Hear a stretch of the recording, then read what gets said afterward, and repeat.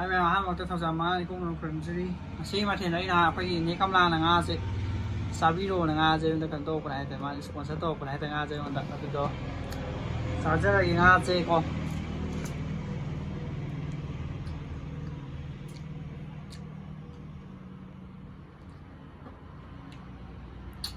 sinh thì sai đấm thông gì sai đấm thông thì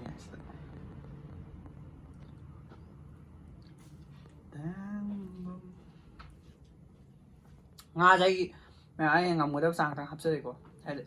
mẹ em hấp ngầm đầu gai rồi ngoài chơi được tụi anh ngầm người đâu sang thằng hấp chơi đấy mẹ sao con mẹ em đã ít giờ cái xem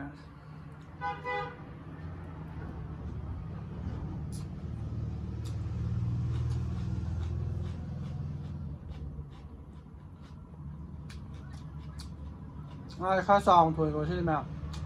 nó mang đi rồi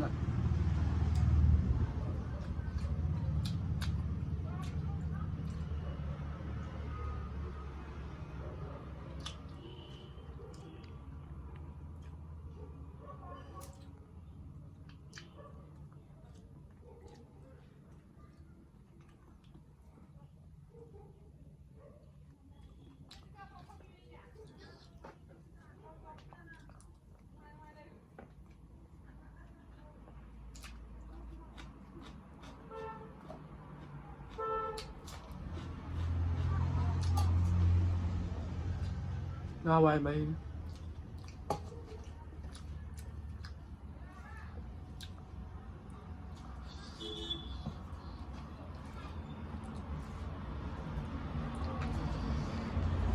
hỏi em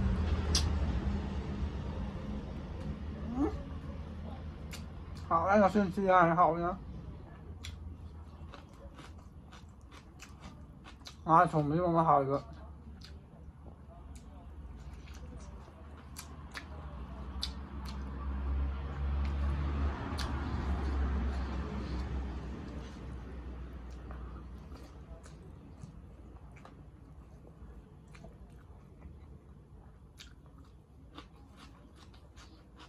tham ơi mà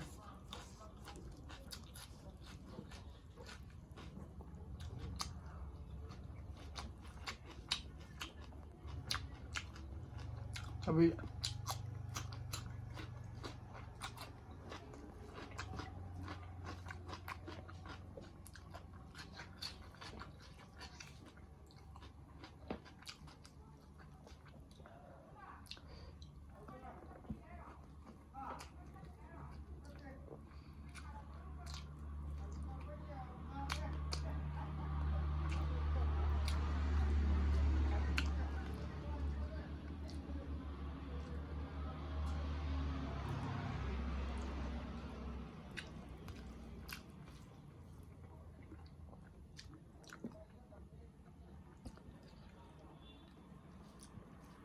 mẹ nga sao bây giờ ông xem bây thì phải được cái làm này mà lúc khai ông như nào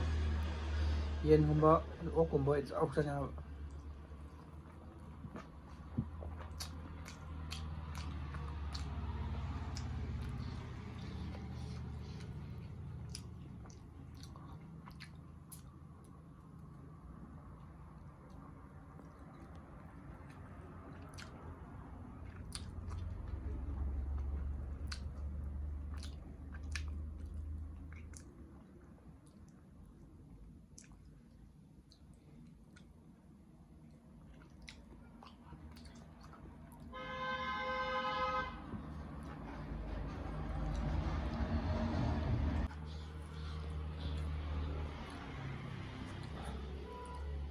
saya kasih dulu apa kosan lagi guys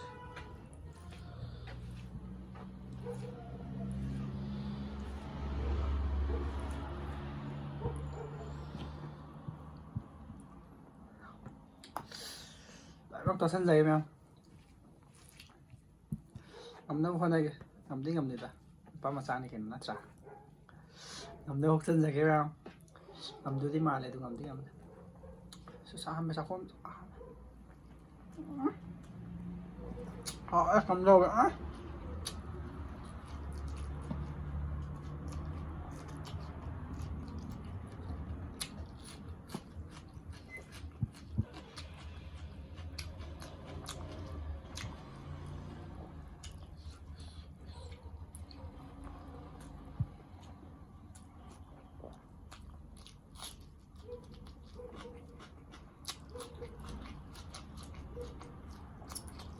hỏi không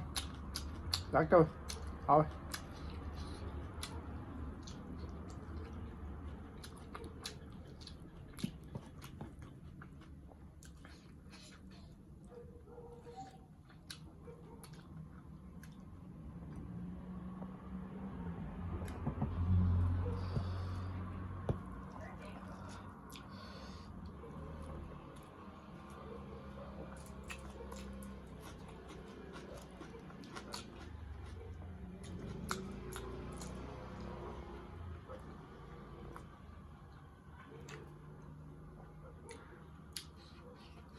mà hỏi mà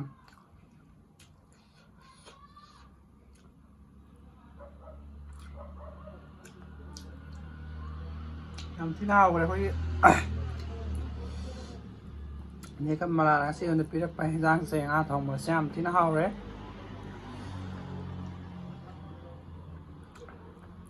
งานสาวงานทองแบบนี้สินะมันที่นี่เราเฮา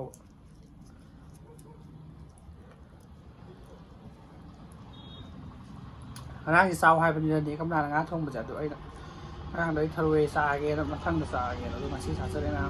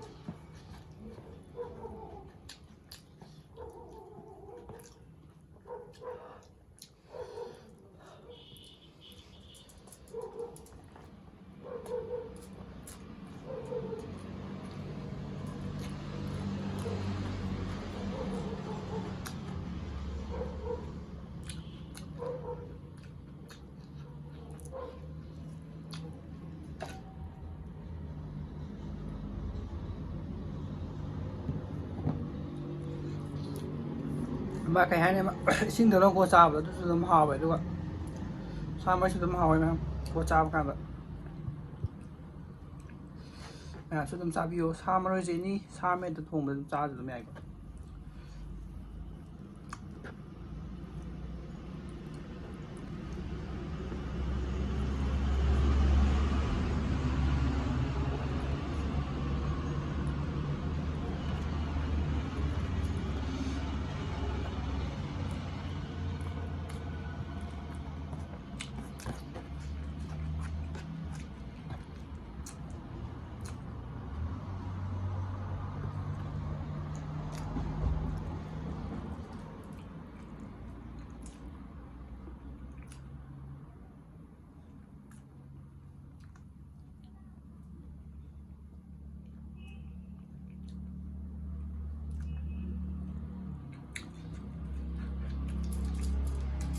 ngà sao bên mẹ đang tập cái ra ngà được cái hai này cái bác cái đông sang nhà tập đi nó có đông cái tập cái hai tay sao vậy mai mà lưu gió cái này có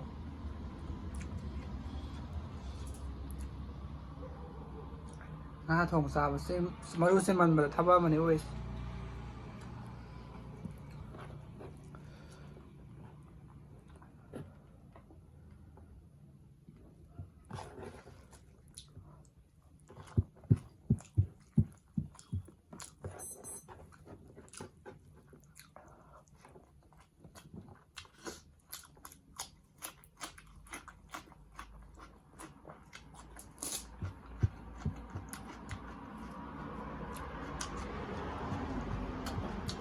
hỏi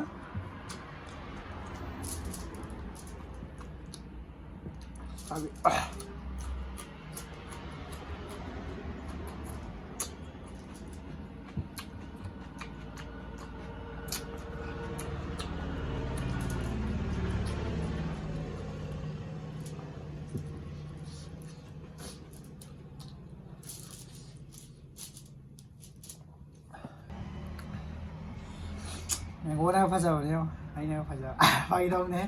ꯑꯩ ꯐꯖꯗꯦꯗ ꯍꯩꯅꯧ ꯃꯦꯡꯒꯣꯁꯦ ꯌꯥꯝ ꯐꯖꯕꯅꯦ ꯍꯥꯏꯁꯦ ꯃꯒꯨꯟ ꯃꯥꯁꯤꯗꯤ ꯂꯩꯇ꯭ꯔꯣ ꯌꯦꯡꯉꯨꯁꯦ ꯆꯥꯁꯤꯜꯂꯒꯦ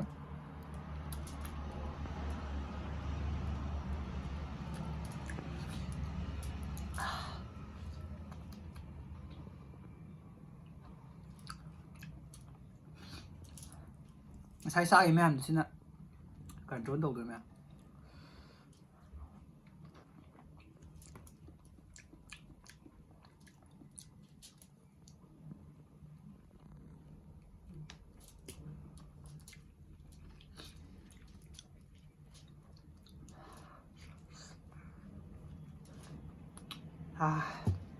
hào đấy mà mình có tí hào này sẽ bị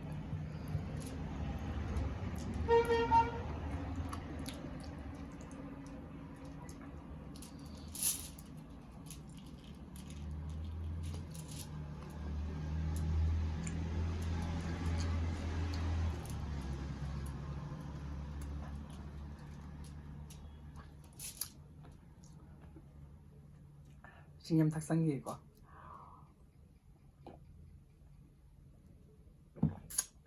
finally lùi rồi ai cái nói gì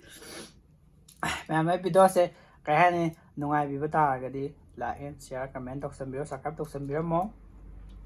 rồi ngay xin ha thông mà sẽ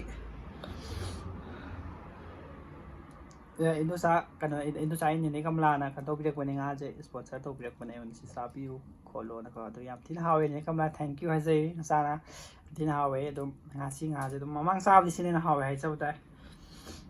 ada mai si ha lu sin dai ma